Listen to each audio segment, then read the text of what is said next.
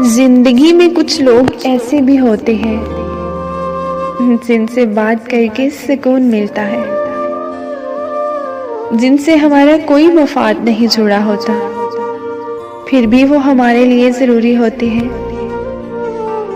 अंधेरी शब में किसी सितारे की मांद, जिनके वजूद की रोशनी हमारी जिंदगी के अंधेरे रास्तों को मुनव्वर करती चली जाती है।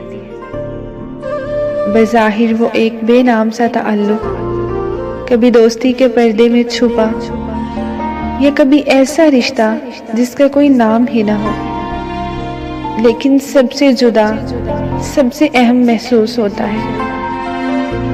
ये जानते हुए भी कि किसी भी वक्त इस खूबसूरत रिश्ते की डोर हाथ से छूट जाएगी, फिर भी वो हमें अजीज होते हैं।